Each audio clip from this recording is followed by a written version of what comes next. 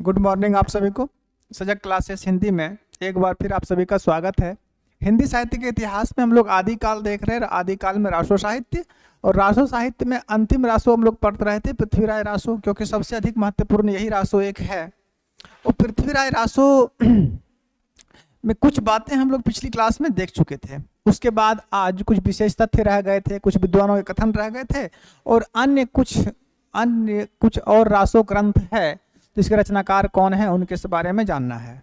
तो पृथ्वीराज रासो में पिछली क्लास में हम लोग पृथ्वीराज रासो के रचनाकार, रचनाकाल, इसमें भाषा क्या है, इसकी शैली क्या है, विद्वानों ने कौन से विद्वान इसको प्रमाणिक मानते हैं, कौन अप्रमाणिक मानते हैं, कौन अर्ध प्रमाणिक मानते हैं। इसके बाद इसकी भाषा के विषय में क्या मत था।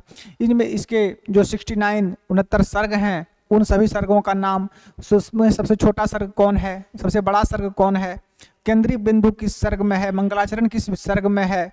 तो ये सभी बातें हम लोग पिछली क्लास में देख चुके थे पृथ्वीराज रासो के बारे में। आज इसके बाद कुछ अन्य विशेष तथ्य इसके बारे में हम लोग देख लेते हैं, क्योंकि पृथ्वीराज रासो एक ऐसी रासो ग्रंथ है जिस पर प्रश्न पूछे जाएंगे। हालांकि मूल बात यह है कि पृथ्वीराज रासो में जो घटनाएं मिलती हैं, ठीक है, और वही घटनाएं अगर इतिहास में देखी जाए तो लगभग 80 से 90 वर्षों का अंतर मिलता है।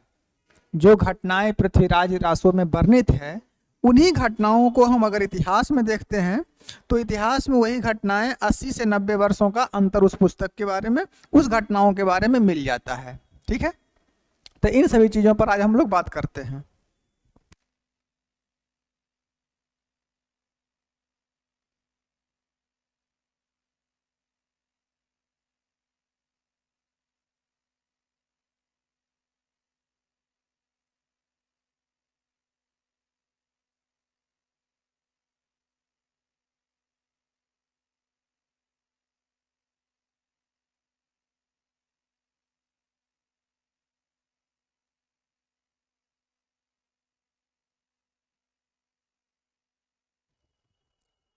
तो इसके बारे में बातें हो रही थी। चलिए इसके बारे में कुछ अन्य विशेष तथ्य देखते हैं। पृथ्वीराज रासो,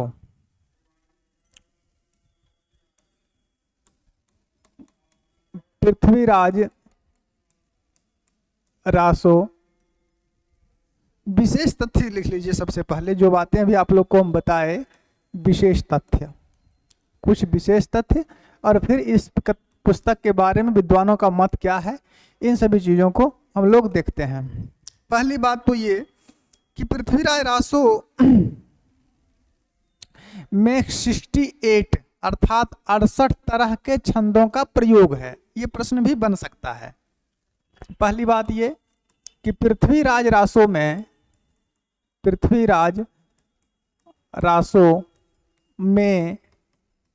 68 तरह के छंदों का प्रयोग है। 68 तरह के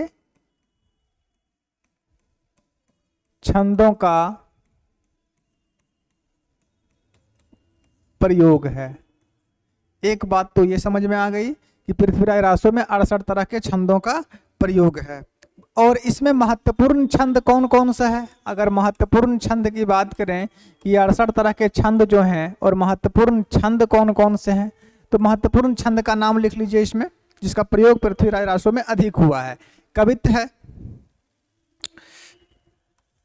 एक है कवित्त।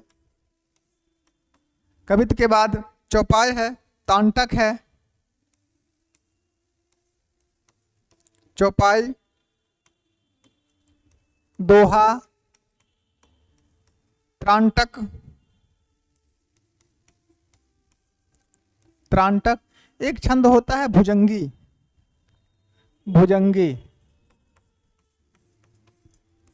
इन सभी छंदों का प्रयोग इस पुस्तक में ज्यादा हो गया है। कवित्त, चौपाई, दोहा, त्रांटक और भुजंगी, इन छंदों का प्रयोग पृथ्वीराज रासो में अधिक किया गया है।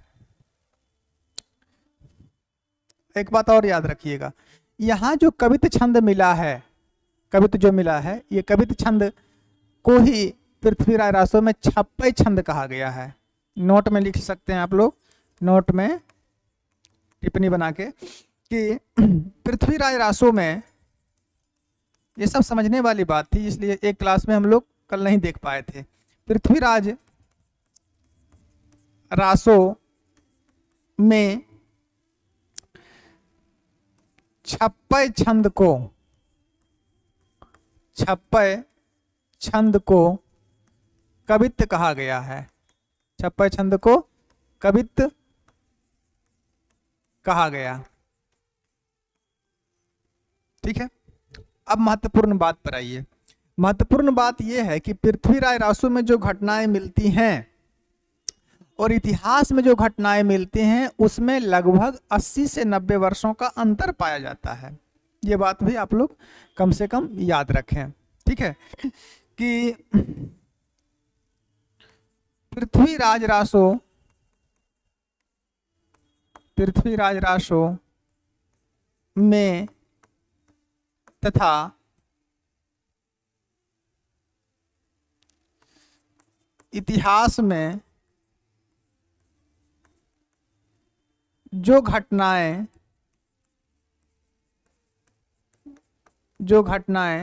वर्णित हैं उसमें 80 से 90 वर्षों का अंतर मिलता है।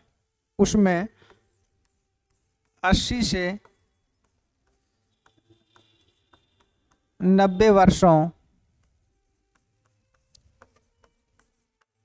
का अंतर मिलता है। कहने का मूल मतलब क्या हुआ कि पृथ्वीराज रासो में जिन कथाओं का उल्लेख हुआ है, अगर उसी कथा को हम इतिहास के ग्रंथों में देखते हैं तो लगभग 80 से 90 वर्षों का अंतर दोनों के बीच में पाया जाता है, यानी इतना अधिक डिफरेंस मिलता है। इसी कारण से विद्वानों का इसके प्रति मत भी अलग अलग है। चलिए और भी देख लेते हैं।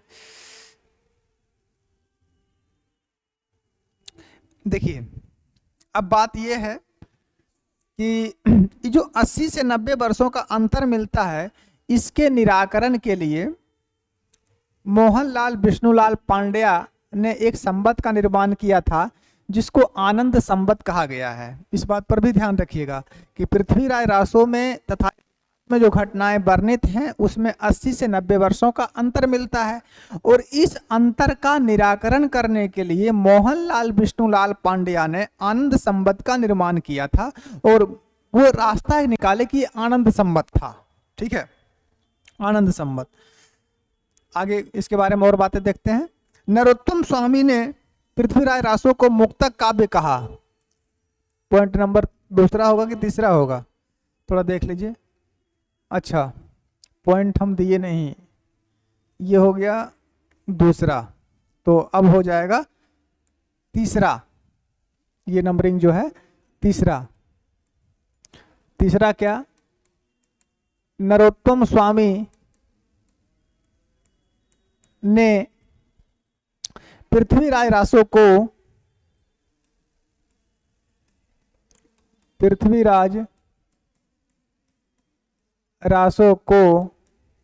नरोत्तम स्वामी ने पृथ्वीराज रासो को मुक्तक काव्य कहा।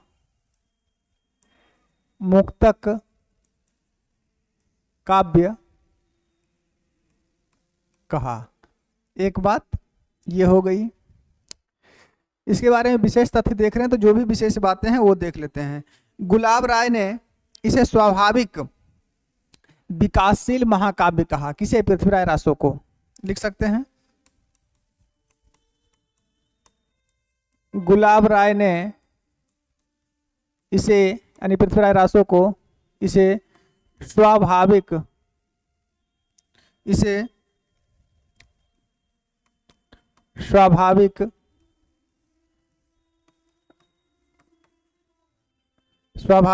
विकासशील महाकाव्य कहा। इसे स्वाभाविक विकासशील महाकाव्य कहा। अब किसे कहा? तो पृथ्वीराज रासो को कहा। किसने कहा? तो गुलाब राय ने कहा। क्या कहा? तो स्वाभाविक विकासशील महाकाव्य कहा। ये प्रश्न बन सकता है कि नरोत्तम स्वामी ने पृथ्वीराज रासो को क्या कहा? तो मुक्तक काव्य कहा। गुलाब राय ने क्या कहा? तो स्वाभाविक विकासशील महाकाव्य कहा। अगली बात डॉक्टर नागेंद्र ने इसे विशाल घटनाकोश कहा था। डॉक्टर नागेंद्र ने इसे डॉक्टर नागेंद्र ने इसे क्या कहा? विशाल घटनाकोश कहा। इसे विशाल घटनाकोश, डॉक्टर नागेंद्र ने इसे विशाल घटनाकोश कहा। किसे? पृथ्वीराज रासो को। नंबर 6, श्याम सुंदर दास, ये क्या नाम देते हैं? श्याम सुंदर दास ने इसे अर्थात पृथ्वीराज रासो को इसे विशाल वीर काव्य कहा। इसे विशाल वीर काव्य कहा। देख रहे हैं, प्रत्येक लाइन अपने आप में यहां एक प्रश्न है। नरोत्तम स्वामी मुक्तक काव्य कह दिए हैं, गुलाब राय स्वाभाविक विकासशील महाकाव्य कहा, डॉक्टर नागेंद्र विशाल घटनाकोश कहा, श्याम सुंदर दास विशाल वीर काव्य कहा, उदय नारायण तिवारी विशाल वीर काव्य कहा। ये भी लिख सकते हैं, उदय नारायण तिवारी, उदय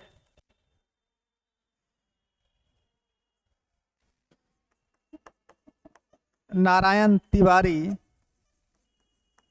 उदय नारायण तिवारी इसे क्या कहते हैं? ये भी विशाल वीर काव्य कहा। विशाल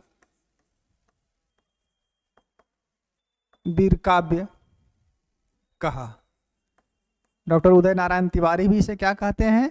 पृथ्वीराज रासो को, तो ये भी विशाल वीर काव्य ही कहते हैं। स्पष्ट है? और भी बातें इसके बारे में अभी देखते हैं। पृथ्वीराज रासो की आज ये जो क्लास है, ये दूसरी क्लास है। पहली क्लास हम लोग देख चुके थे, कुछ विशेष तथ्य पिछली क्लास में छूट चुका था, उसमें नहीं हो पाया था समय का थोड़ा सा अभाव के कारण। तो इस क्लास में हम लोग इसके बारे में चर्चा कर रहे हैं। तो पृथ्वीराज रासो पर आज ये दूसरी क्लास है और राष्ट्र साहित्य की आज ये अंतिम ही क्लास है। इसके बाद अगला जैन काव्य हम लोग देखेंगे। तो पृथ्वीराज रासो में 68 तरह के छंदों का प्रयोग हुआ है। महत्वपूर्ण छंद है कवित्त। कवित्त कहा गया है किसको? छप्पे को। चौपाई, दोहा, त्रांटक और भुजंगी। पृथ्वीराज रासो तथा इतिहास में जो घटनाएं वर्णित हैं उनमें 80 से 90 वर्षों का अंतर मिलता है और इस अंतर के निराकरण के लिए मोहनलाल विष्णुलाल पांड्या ने आनंद संवत का निर्माण भी किया था। चलिए आगे। नरोत्तम स्वामी ने पृथ्वीराज रासो को मुक्तक काव्य कहा, गुलाब राय ने पृथ्वीराज रासो को स्वाभाविक विकासशील महाकाव्य कहा, डॉक्टर नागेंद्र ने विशाल घटनाकोश कहा, श्याम सुंदर दास ने विशाल वीर काव्य कहा और उदय नारायण तिवारी ने इस भी से विशाल वीर काव्य कहा। आगे पॉइंट और देखते हैं। 7 हो गया। नंबर 8, नंबर 8 में हम लोग लिखते हैं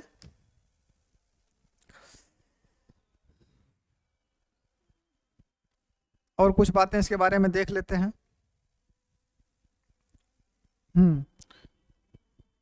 number 8, doctor Bachchan Singh, doctor Bachchan Singh क्या कहते हैं? डॉक्टर बच्चन सिंह ने पृथ्वीराज रासो को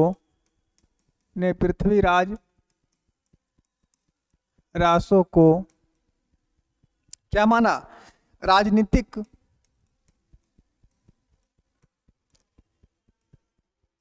डॉक्टर बच्चन सिंह ने पृथ्वीराज रासो को राजनीतिक महाकाव्यात्मक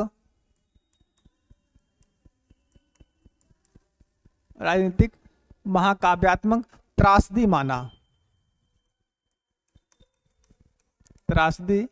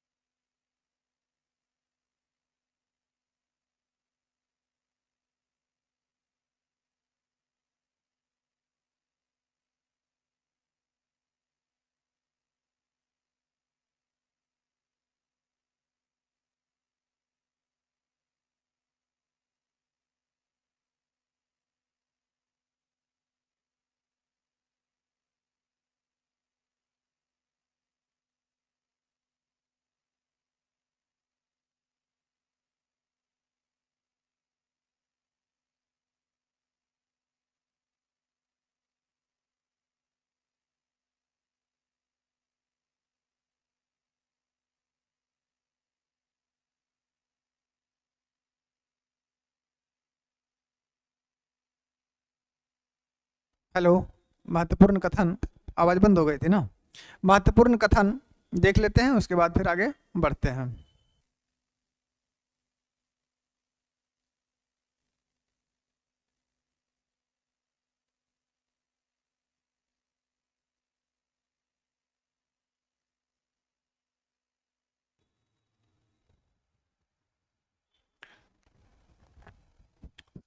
महत्वपूर्ण कथन जो है इसके बारे में वो देख लेते हैं, फिर आगे बढ़ते हैं। महत्वपूर्ण कथन लिखिए इसके बारे में कुछ। नंबर 1, चंद हिंदी के प्रथम महाकवि माने जाते हैं। चंद बरदाई हिंदी के प्रथम महाकवि, हिंदी के प्रथम महाकवि माने जाते हैं। हिंदी के प्रथम महाकवि माने जाते हैं और उनका पृथ्वीराज रासो और उनका पृथ्वीराज रासो हिंदी का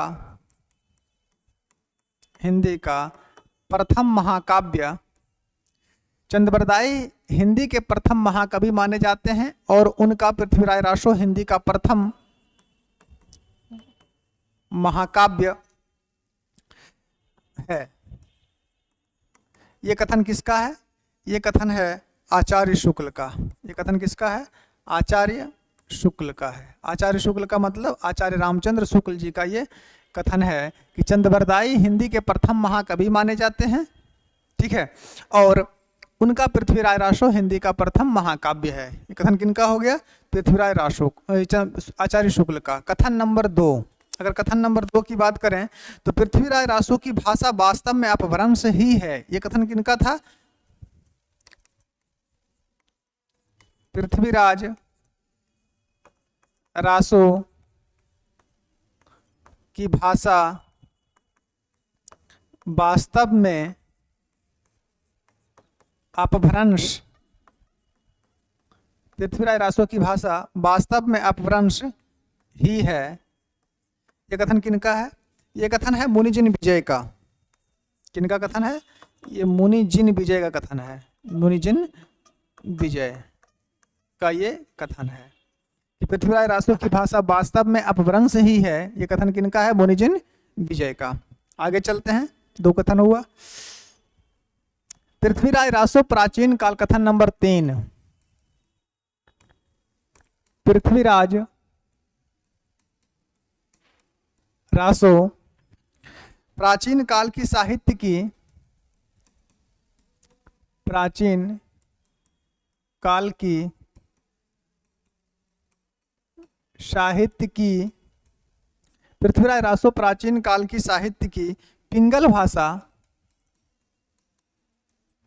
पिंगल भाषा का ग्रंथ है, का ग्रंथ है। यह कथन किनका है? पृथ्वीराज रासो प्राचीन काल की साहित्य की पिंगल भाषा ग्रंथ। कथन किनका है? यह कथन है श्याम सुंदर दास का।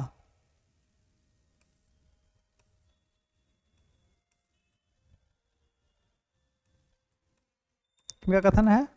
श्याम सुंदर दास का। ये कथन हो गया। और भी कथन कुछ देख लीजिए।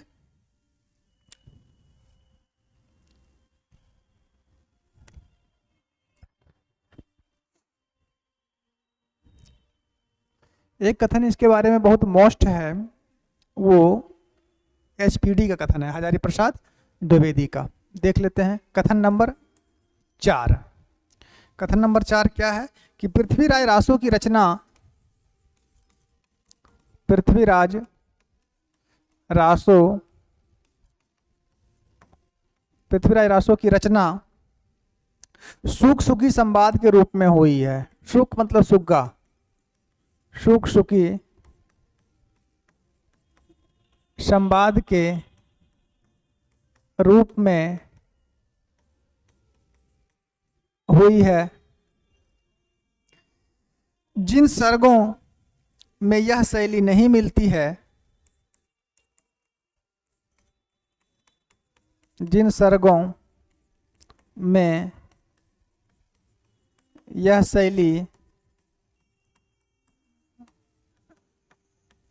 नहीं मिलती है, पृथ्वीराज रासो की रचना सूख सुखी संवाद के रूप में हुई है। जिन सर्गों में यह शैली नहीं मिलती है उन्हें प्रक्षिप्त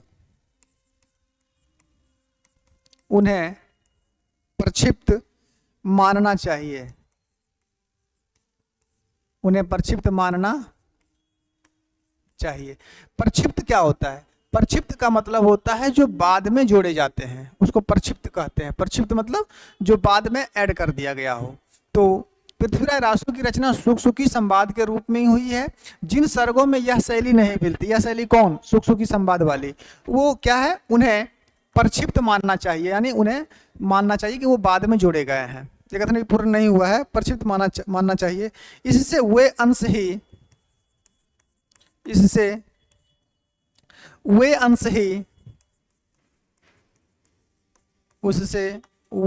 ही प्रक्षिप्त सिद्ध होते हैं। प्रक्षिप्त सिद्ध, उससे वे अंश ही प्रक्षिप्त सिद्ध होते हैं जिनका साहित्य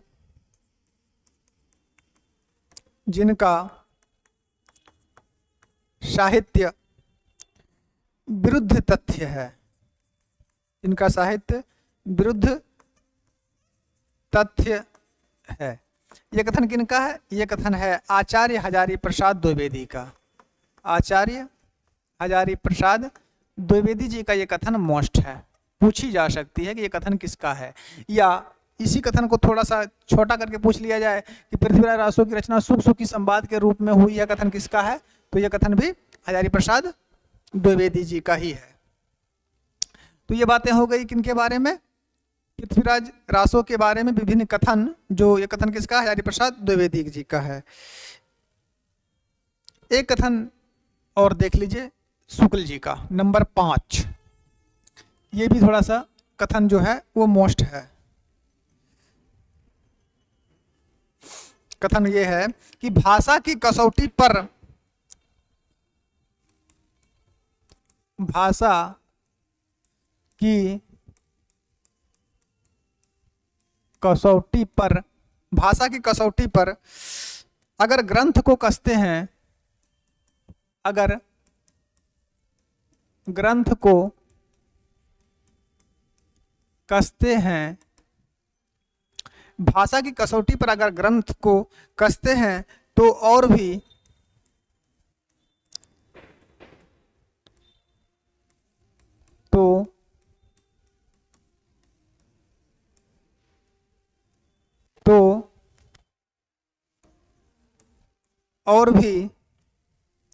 निराश होना पड़ता है। और भी निराश होना पड़ता है।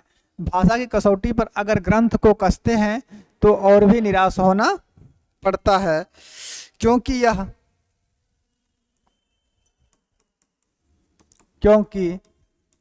यह बिल्कुल बेठिकाने हैं। क्योंकि यह बिल्कुल बेठिकाने हैं। बिल्कुल बेठिकाने हैं। उनमें व्याकरण आदि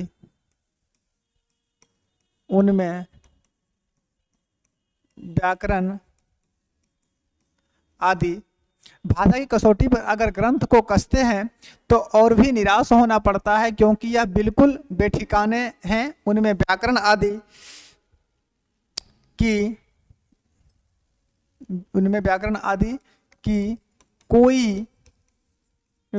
की कोई अवस्था नहीं है। व्याकरण आदि की कोई व्यवस्था होगा ना, व्यवस्था नहीं है। ये कथन किनका है? ये कथन है शुक्ल बाबा का, आचार्य शुक्ल। तो ये बातें हो गई किसके बारे में? पृथ्वीराज रासो के बारे में। और पृथ्वीराज रासो इसी के साथ ये क्या हुआ? समाप्त भी हो गया है। इससे ज्यादा पृथ्वीराज रासो के बारे में पढ़ना नहीं था। तो पृथ्वीराज रासो को हम लोग देख चुके थे। ये पृथ्वीराज रासो के बारे में दूसरी क्लास है। पहले क्लास में हम लोग पृथ्वीराज रासो के रचना काल, समय, भाषा, प्रमाणिकता, तथ्य, ठीक है, उसकी शैली, उसके सर्ग, उसके भाषा के बारे में विद्वानों का मत, और आज के कथन में इसके बारे में जो कुछ विशेष तथ्य रह गया था पृथ्वीराज रासो के बारे में वो देख लिए हैं। ठीक है, इसमें 68 तरह के छंदों का प्रयोग हुआ है। पृथ्वीराज रासो में कवित्व, 56 छंद को कवित्व कहा गया है। ठीक है, इसमें जो इतिहास की घटनाएं हैं और इसमें जो पुस्तक वर्णित घटनाएं उसमें 80 से 90 वर्षों का अंतर मिलता है।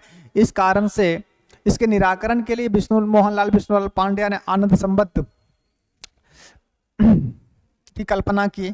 पृथ्वीराज रासो को मुक्तक काव्य नरोत्तम स्वामी ने कहा, स्वाभाविक विकासशील महाकाव्य गुलाब राय ने कहा, विशाल घटना कोश डॉक्टर नगेंद्र ने कहा, विशाल वीर काव्य उदय नारायण तिवारी और श्याम सुंदर दास ने कहा। ठीक है,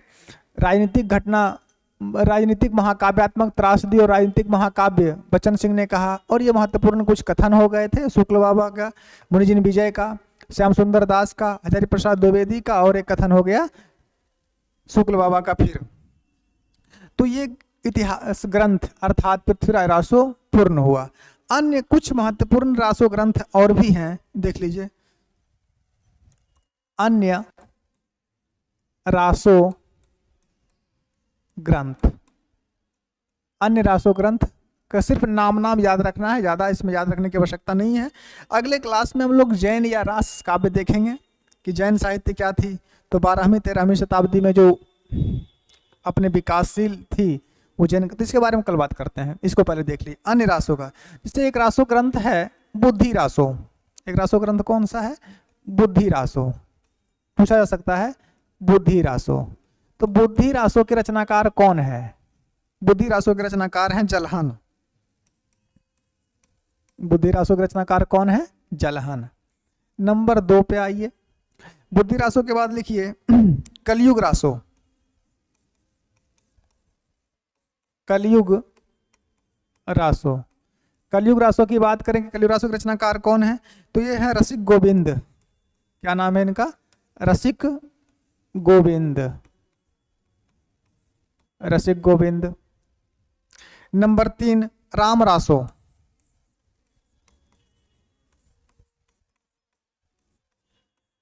राम रासो। अगर राम रासो की बात करें कौन है, तो राम रासो के जो रचनाकार हैं उनका नाम था समय सुंदर। श्याम सुंदर नहीं नाम था, समय सुंदर नाम था। क्या नाम था? समय सुंदर। आप लोग श्याम सुंदर मत लिख लीजिएगा। राम रासो। नंबर 4 राम रासो के बाद एक था राणा रासो। राणा रासो। अगर राणा रासो की बात करें कि राणा रासो के रचनाकार कौन है, तो राणा रासो का रचना थे दयाल कवि। दयाल कवि।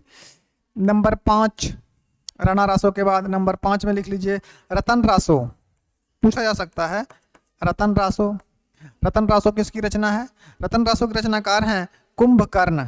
अब कुंभकर्ण ये रामायण में रावण का भाई नहीं, बल्कि ये कुंभकर्ण एक कवि थे, उन्हीं का नाम था कुंभकर्ण। ठीक है, तो कुंभकर्ण की रचना कौन सी? रतन रासो। अरे एक आग लिखिए कुमारपाल रासो। कुमार पाल रासो। अगर कुमारपाल रासो की बात करें कि कुमारपाल रासो के रचनाकार कौन हैं, तो इसके रचनाकार हैं देवप्रभु सूरी। देवप्रभु सूरी। ये अन्य 6 रासो ग्रंथ आप लोग याद रखिएगा। ठीक है, ये अन्य 6 ग्रंथ जो है रासो में, इसको कम से कम आप लोग जरूर याद रखें। उन रासो ग्रंथों के पश्चात भी इन 6 को जरूर याद रखेंगे। तो इसी के साथ आज की जो क्लास है इसमें रासो साहित्य आप लोगों की कंप्लीट हुई है। रासो साहित्य में इससे अधिक अब पढ़ने की आवश्यकता नहीं है। खुमान रासो, परमाल रासो, विजयपाल रासो, ठीक है। बिसलदेव रासो, पृथ्वीराज रासो, इन जो महत्वपूर्ण रासो ग्रंथ थे उसके बारे में विशेष रूप से हम लोग समझ गए और सर्वोपांग जाने, और अन्य रासो ग्रंथों में सिर्फ नाम जाने किसके रचनाकार कौन है। अगले में हम लोग जैन या रास साहित्य देखेंगे और इसके अन्य जो कवि हैं, जैन या रास साहित्य के जो कवि हैं उनके बारे में देखेंगे, जैसे पंच पांडव रास है, भारतेश्वर बाहुबली रास है, शालिभद्र सूरी रास है। इन सभी ग्रंथों के बारे में हम लोग अगले क्लास में बात करेंगे। तो रासो साहित्य आज समाप्त हुआ और इसी के साथ ही कक्षा भी समाप्त हुई। अगले क्लास हम लोग व्याकरण में मिलते हैं। तब तक के लिए धन्यवाद।